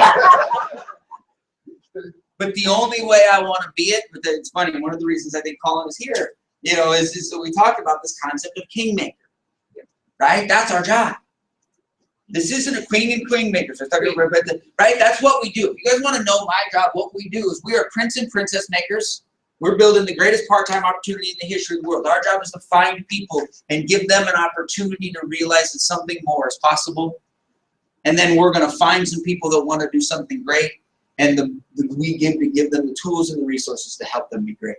Do you want to know what's going to make Robert and I great in this business? You guys. Our value is the number of amazing, ridiculous part-timers we create, the number of amazing, ridiculous full-timers we make, the number of amazing, ridiculous owners we can help be a part of. You're going to do the work. And why I lean to Jimmy and go, my wife is wicked smart. Y'all don't even know how much your life is better based on the conversation she just did with Bella. You have no idea. And the reason is, I didn't catch it, she did. What she was trying to make sure that we get done is that Bella doesn't put give me too much credit in this, because the moment she gives me too much credit, she gives me too much responsibility. And for you as an RVP, if your responsibility as an RVP is to make sure that you provide and you're there and you give to everybody, now if you don't, people measure lack. Because some people have bottomless pits. No matter what you give, they only see what you're not. And if you build a business on that, you don't have a life. We built these tools and these resources and the support so that there's a safe space to go. I got you. You got you here, leveraging the tools that we've got. I'm a leader. I'm a model for those tools. I'm an expert at the implementation of those tools. That's my value. My value is I know the lineup pretty damn well. So I know where you are. I know the tools and resources pretty darn well. So I can model them so that we can, and that's all we ever talk about. That's all you're going to ever have to talk about. Because how many of you want to be rich and free? Like, rich is one thing, but rich and trapped that's no fun. Rich and free. How about having 1,000 people that know how to run their life, 1,000 people that know how to build their goals, 1,000 people that know how to develop their tools? And what we are is reminders, incentivizers, encouragers, enthusiasm, urge. Right? So, yeah, does this make sense? Yeah. All right, so the last part to this that we're going to do is I'm so excited. We've been doing this for 5 years. And again, I love competing. I love winning. I love playing. I love the sport. I love the sport of this. And it's fun. But getting this translated has been a challenge. And that's fine, because everything we've done has been a challenge. And so we're now in the depths of challenge. I had a very can I positively giggle around some of us with some of the different things? I had a really interesting experience with a handful. Actually, there are 3 people in this room that did this. And this was fun. I sent out a text to a bunch of people going, hey, it's November. We've got to know where our November is. And I did this. Right? And I sent this text to a handful of folks. I'm like, hey, what your November is. And a handful of people sent me back dates. They're like, oh, 10, 9, 11. This is when we're going to meet. Like, this was a meeting thing. And it wasn't one person or two people, it was 3 people in the room that was like, oh, we should meet on this date. Like, I was asking, when are we meeting? And they're like looking at their calendar going, this is when we're meeting. And I went, danger, real officer, danger. We've been talking about this for 2 months. And at the end of 2 months, this concept turned into a date by 3 different people. All right, this is an indicator of where we are. That's neither good nor bad. That's neither good nor bad. It just is. Our I am is that we don't understand what we're doing yet. There's nothing wrong with that unless I'm upset about it. Now, the reason why 6 months from now people are going to call me lucky and easy and all this other stuff is my ability to respond to this, right? Because we've been doing this type of stuff for 3 years. I've been talking through the lineup of the pieces for 3 years. Hey, we're moving from here to here and here to here. And none of it's translated to tangible results, and it didn't matter because we were moving to what was next, and this is what's next, and I'm a bloody genius at what's next. And I do that because my job is to model that to you. Because some of you need to embrace the what's next philosophy, because if you attack it, your whole life will change. And if you don't, your whole life won't. And the only one responsible for that is you. And if you don't think that I'm helping, that's the only way I can help, because until you embrace that, nothing else actually matters. Nothing. Because we can't go from here to here. Bella can't go from there to there in one step. So how stupid am I trying to teach her how to do it? How much of a waste of time? And Bella could go, well, Brett never helps me run the room. I'm like, you can't. Man, you do this, the whole world. So let's start with this. Y'all excited? Yeah. That was fun. That was fun. How fun. Y'all understand we have a pretty fun environment right now? Why? Because I just kind of made fun of all of us a little bit, a couple of you a little bit more than anybody else, and all of you laughed. And it was a safe space to screw up and be okay with that. Y'all understand that's not a minor miracle, that's a major miracle. That is a culture that we have created. So, now the good news is, just because we don't want this to happen, 1, we're going to talk about it, and 2, because of Wade, we're going to add a 4th one. So now you won't get confused. But if I did this, someone would do these 3, and then this would be the time thing. It would be like November 9th, 2015 at 6:30 p.m. Right? So that would be that space, right? But no. All right. So team access in November. #1 team on Avenue Stanford, right? We gotta have some fun with this. So 5, 8, 16, 250. 5 codes, 8 IBAs, 16 impact solutions, 250 in assets. This is our team goal.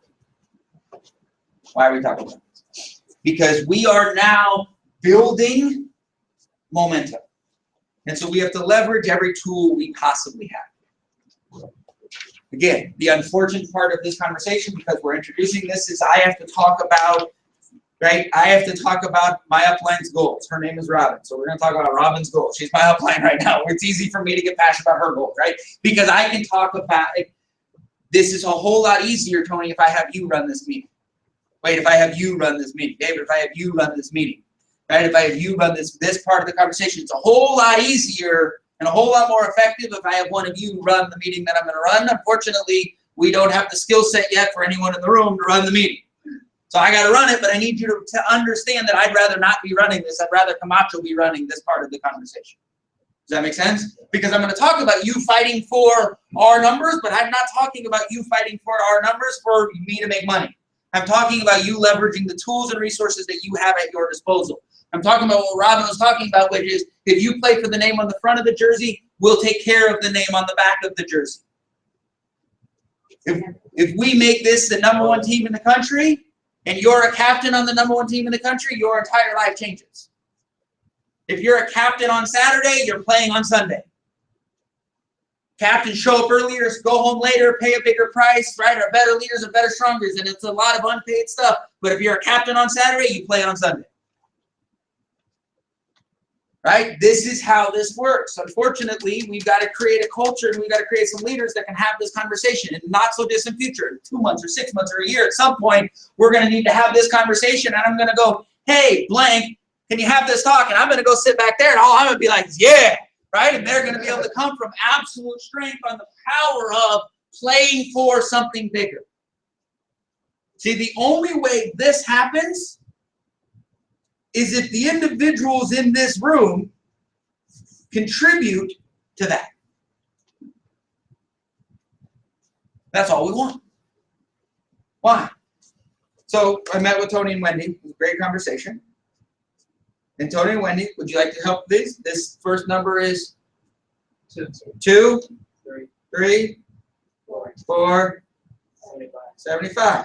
So for the month of November, Tony and Wendy, their goals are 2 codes, 3 IBAs, 4 impact solutions, and 75,000 in assets. That's their goal. Okay, that is what they are creating. Did you lose something? Yeah. Right? So this is, well, why? So what happened? So the conversation that I had with Tony and Wendy is, I'm like, look, we went through this. I'm going to show you what we did because we're going to do it for you. But now all of a sudden, I'm like, look, here's the reality. These are Tony and Wendy's goals. How many of you have had goals before? How many of you have let you off the hook way more times than you'd ever like to admit that you've let you off the hook? Here's the dilemma with goals. When it's tied to you, statistically, you will rationalize, something will come up that will explain away the need to do the thing that you need to do in order to accomplish what you need to accomplish. Because if you've got a goal that it's a little bit outside of your reach, you have to challenge yourself to do something. Once you have to challenge yourself to do something, if an excuse comes up, you stop challenging yourself, you don't do it, it doesn't get accomplished. But if you're only affecting you, you're like, eh. Does that make sense? I like candy. I like candy a lot. It's unnatural, it's unhealthy. I have zero self-tolerance, I have zero self-control. Like I have zero. I love candy. If I have any candy, I will have more candy. So I need to have no candy. None. None. Zero. None. Zero. Zero. I don't have balance in my life. I know this about me. I know people that can be like, oh, I have one piece of candy. That was good. I'll be good for another month. No, I am not that person.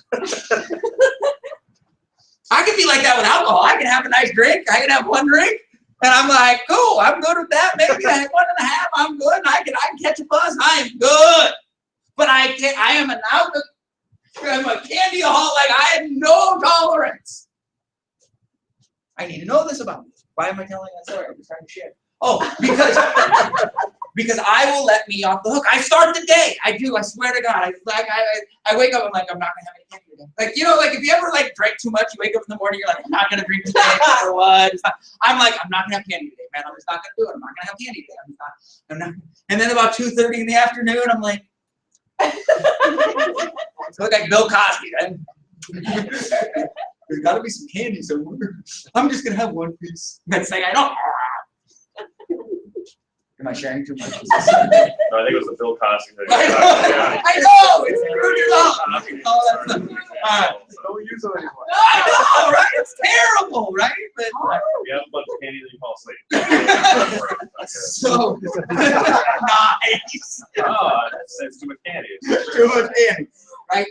But, Oh my. if I contribute, if I'm like, no, I have to put myself in the best position I possibly can. So I have to be like, I'm not gonna have candy. Well, why am I sharing that? The reality is when it comes to our goals, we will let ourselves off the hook. Unless we play and participate in being a part of something big. I am not saying that that is the only way that this works. I'm saying it works incredibly effectively.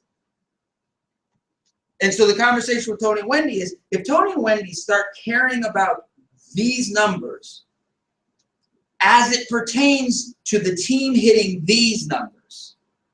Now all of a sudden, when they don't want to make a phone call or go have someone come over or work on someone's license or do this or that, if they're like, my gosh, the rest of the team is going to do 3, 5, 12, and 175. Brett's going to make sure that gets done. So if we don't hit this, we're the reason that this isn't going to happen. It's that much easier to make that extra call if you're negatively motivated. And if you're positively motivated, you get to go, oh my God, we get to walk in the room and be like, we're the reason why it happened. I don't care which side you're motivated on. You get to be you. But there's a space for it. Part one is we have to start caring. Now, how does this work and why is this important? Well, guess what's going to happen? In a not so distant future, Tony and Wendy are going to have a team of people. Tony and Wendy are going to have 5, 6, 8 people in this room hearing this conversation. Tony and Wendy are going to be able to say, our team goal is blank, blank, and blank's here because we're going to make sure that this happens. They then get to model to their team playing for something bigger. Now, how many of you would like to have 5 or 6 or 8 people on your team fighting to hit your team's goals? Well, guess what? You're all like, hey, man, when that happens, that's going to be great. Guess what? It doesn't happen unless it's created. It doesn't happen unless it's modeled. It doesn't happen unless you do it first.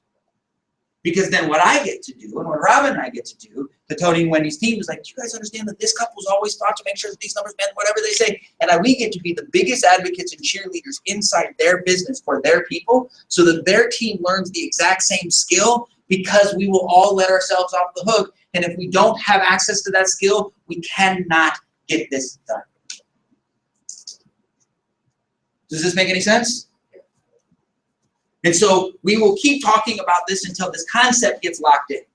Now here's the thing. In my past business, it was like, okay, I've done the talk I just did, I've probably done for 20 years, 3,000 times on. You've probably heard me give that particular talk 3,000 times, if not more.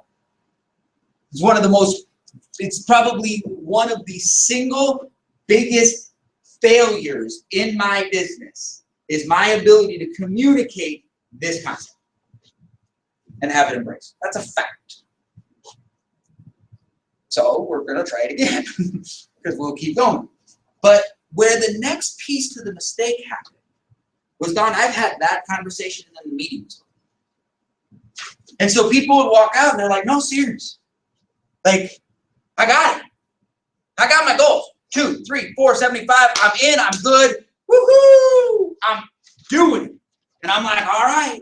And then at the end of the month, it doesn't get done. And I'm like, dude, I thought you said. And you're like, man, we tried. And I'm like, no, you didn't try. Because if you'd have tried, you'd have done it.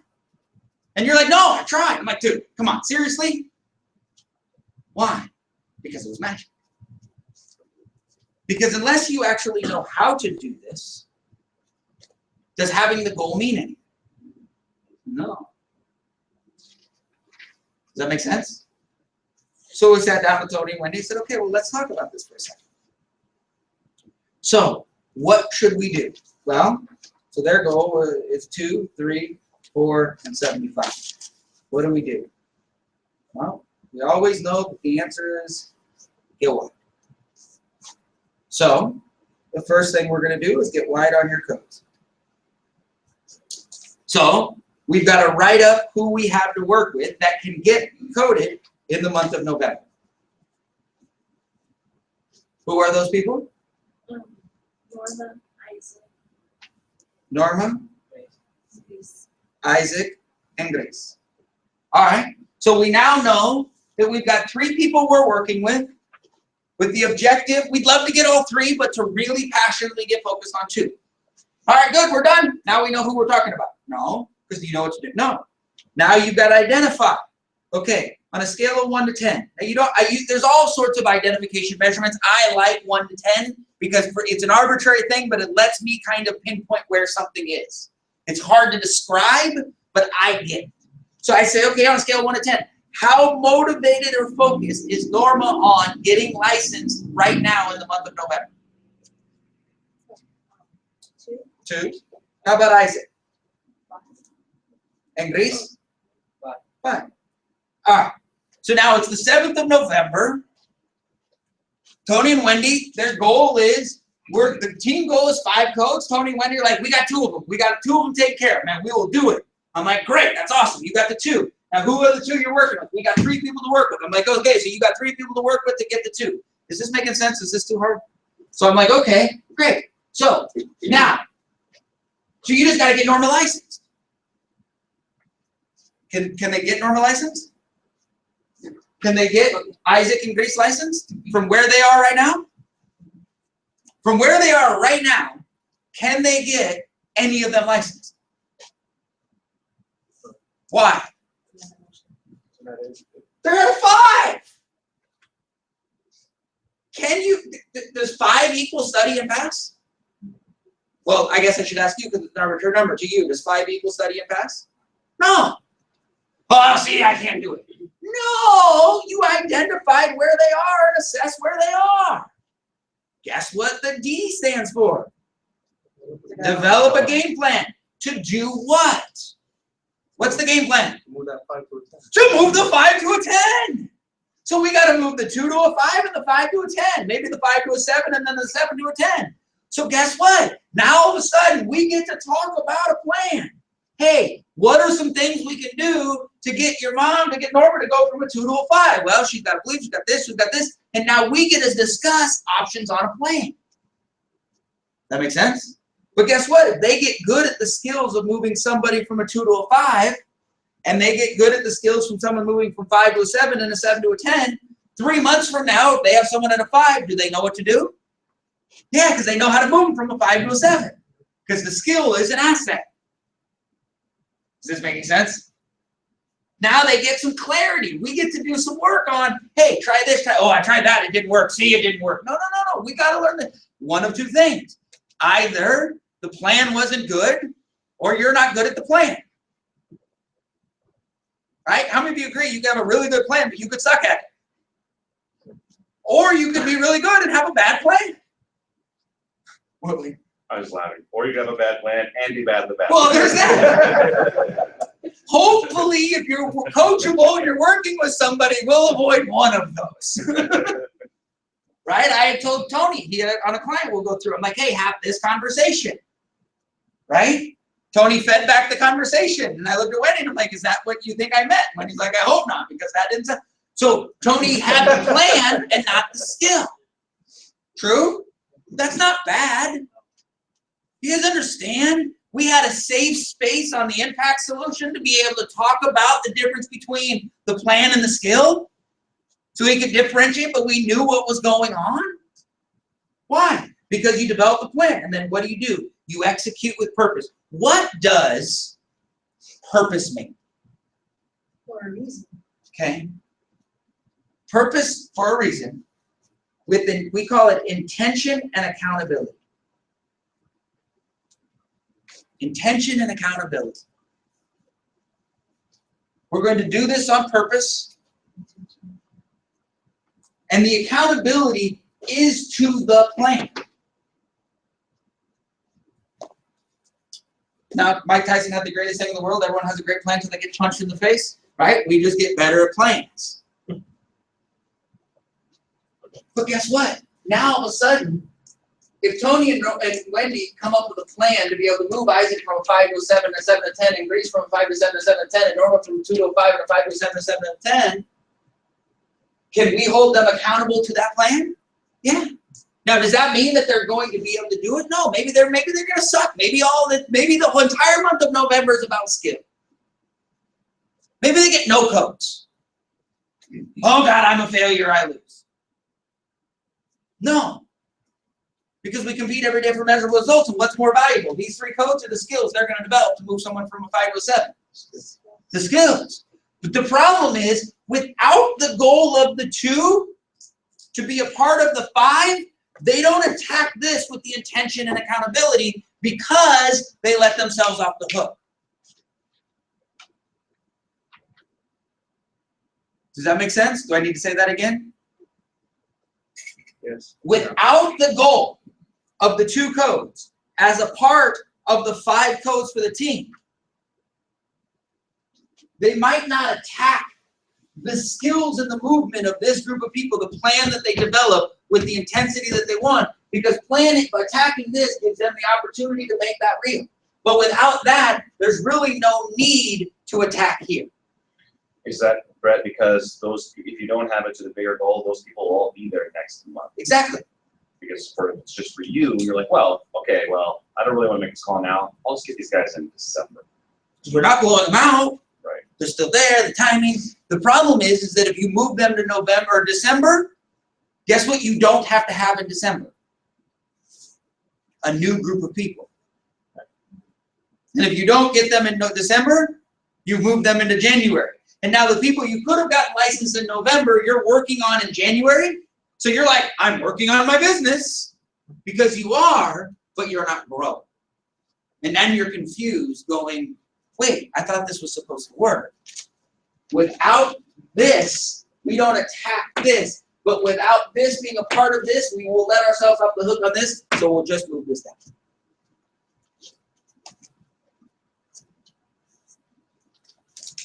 But is this making sense? Yeah.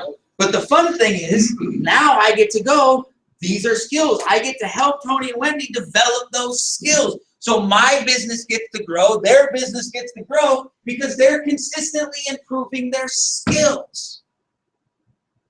And accountable with the plan, with the purpose, participate. So it's not, I'm going to do these numbers. It's, okay, you want to do these numbers? Great. Who are you working with? All right, we're going to get 3 IBAs. Fantastic. Who's on your draft board? Who's on your draft board? Isaac, Walter, Brittany and Ruben. Okay, now the goal is 3 IBAs, and he's got 4 people on his draft board. How many of us think that if he has 4 people that we're working with, that we're going to recruit all 3 of them? You could. If you were a betting man, would you bet your house on it? No? So you'll understand that we have a potential problem. We have to try to make these people do this because we have limited inventory. So now, if we're trying to get Brittany to do it and she's not quite ready yet, but we want to hit our goal, what's the likelihood of us having a conversation with Brittany that might be a little bit further down the road than where she is? Yep. Does that make sense? So we're in trouble. We can't do anything. No. What can we do? Well, we can turn to our bullpen. And let's say they've got 8 people in their bullpen. We're like, okay, well, who are the 4 people that we can add to this group? Because we can do 2 things. We can work our draft board and move our bullpen. Oh, Brett, you're really serious about this lineup thing. Like, it's kind of important to know what we're talking about. Yeah. Is this helping at all? Yeah. And Rich, you might not understand everything we're talking about, but hopefully you understand. You're like, oh, I can follow a plan. Like, this isn't take a bunch of people and throw them against the wall. It's, oh, I just got to learn these plays. Is this making any sense, guys? Yes. Guess what? Now, on a scale of 1 to 10, Isaac turning in his IBA. What do you think it is? 8. Walter. 5. Brittany. Ruben. Well, if Isaac's an 8, Walter's a 5, Brittany's a 5, and Ruben's a 5, is he going to pick up any of those IBAs today?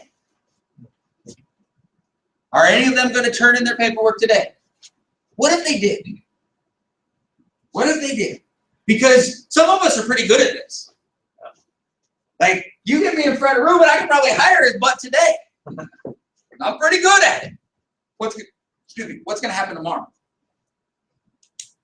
Is he going to be here? No. It was all done because of you. Is that what we want? Is that your business? No. Why would someone pay $124 and not take their test? How does that help us? How does that help them? Y'all understand what I'm talking about? Like, what good's in it? Oh, I'm going to win a contest. The company sent us to Colorado. Great. Win a company contest and don't have any money. Don't have a business. Really? Let's make sure look, we're going to compete. There's some people in this room that are going to win this contest. With the contest you win, you're going to win forever.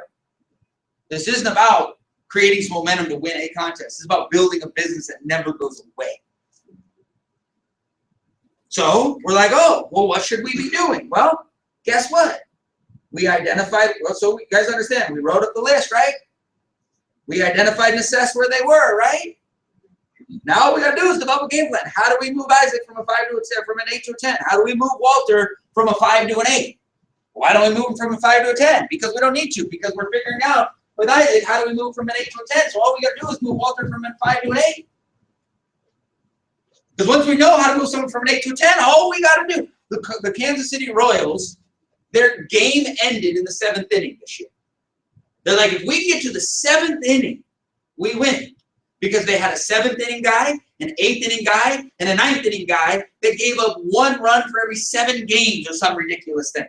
So they're like, we don't have to win a 9-inning game. We just have to win a 7-inning game. Well, we can win. It's like, if you're playing a 9-inning game and I'm playing a 7-inning game, I'm going to beat you more times than not. Does that make sense? Yeah. Well, I don't got to worry about going from 5 to 10. I got to go from 5 to 8 because I'm going to master the 8 to 10. This makes sense? Mm-hmm. But that only works if we develop a game plan and then we execute it with purpose. What is purpose? Intent and accountability. How about our impact solutions? We want 4 of them. Okay, who's the list? Where are they? Identify and assess. Develop a game plan. So now all of a sudden it's the 7th of the month, and Tony and Wendy walk out of a meeting like this, and hopefully in the future they have this meeting on the 1st of their month without me. Not tomorrow, but down the line. And then they've got their team, then we sit down and they're like, okay, so now we get together and like, okay, here's who I'm working with on the codes, here's where they are, here's my game plan. Here's where I'm working with on my IBAs, here's where they are, here's my game plan. Here's where I'm working on my impact solutions, here we are, here is the game plan. And now I get to help with the game plan and the accountability, and they're learning how to run a business part-time. And we're talking about 8 or 9 people that they're working with. They're sending texts, they're having conversations, they're learning the skills. And then we're like, okay, the only thing to remember is Q1's coming. Who's the 5 to 7 on your bullpen, your now list, and your then list? Because we're going to put these people to bed in Q4, and let's make sure you have a Q5. And what do? You get why. Who's on my now list? Who's on my then list? And where are they at? What's the game plan to move them? And then let me execute. And so we're working purposely with 8, 10, 12, 20 people, part-time, making a text, a phone call, having a conversation, mastering a skill. And when you do that, and then you're like, I'm like, hey, Tony, what's your goal? And you're like, 2, 3, 4, 5, 475, man, it's done. Why is it done? Because I know I got this conversation with Norma, I'm having this conversation with Isaac, I'm meeting with Chris tomorrow, we're having this conversation. I know this is done. Man, we're doing this, we're meeting this, we're having this conversation. This is done. These are done. Oh, Tony, you didn't make the goal. Great. 2 of them moved into December. We'll attack it then. Okay, great. Why? What's more important, the result or the skill? Give me the skill all day long. All day long. Because at some point, Tony and Wendy aren't going to be learning the skills. They're going to be running and leveraging them. And when Tony and Wendy are running and leveraging the skill, now it can become about cranking up the intensity and teaching other people how to develop the skill.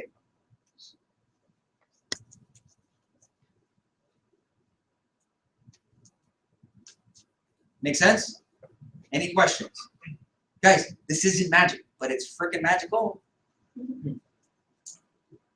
Seriously, why do we need to know the lineup? Why do we need to know these tools so damn well? Because we want brand new people walking in and not knowing their big deals. I don't want to be bragging on the fact that someone learned the lineup 6 months from now. 6 months from now, people are like, how do I do this? Well, this is what you got to learn. Well, how do I do it? Here's the system. Okay, great. I'll come back and I'll be back here next Saturday and I'll know this damn thing. Because everybody knows it. And they're talking about it, and I got to understand. I don't understand. What do you mean by draft board? Well, here's what it works, right? And now uplines are meeting with their 2 or 3 people after a meeting, and they're running the training, and they're having the conversations. They're like, oh, that makes sense. And so now they're going home, and they're doing the work on their way to work, and they're mastering the building tools without it being a big deal. Well, Brett, are you sure we can do that? Yes, I'm 1,000% sure we can do that. And the reason I'm 1,000% sure we can do that is because a year ago we put these on a wall and said this is what we're going to create when they didn't exist anywhere, and it's the culture we now have.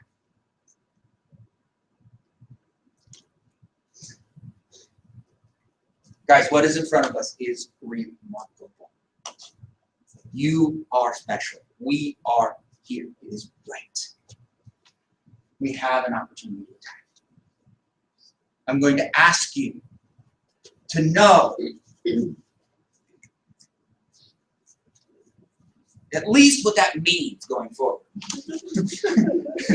One accomplishment today is if I send you a text with this, you're like, I at least know it's not a date and a time. Check, we got it.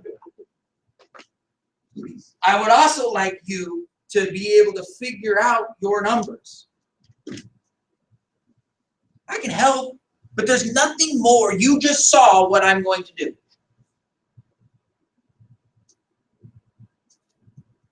You just saw it. We've talked about it for 2 straight months, every Saturday for 2 months, haven't we? We've been doing this kind of meeting every Saturday for 2 months.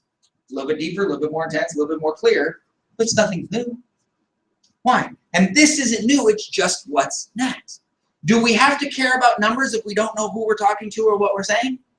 No. But now, do most of you know who you're probably trying to talk to?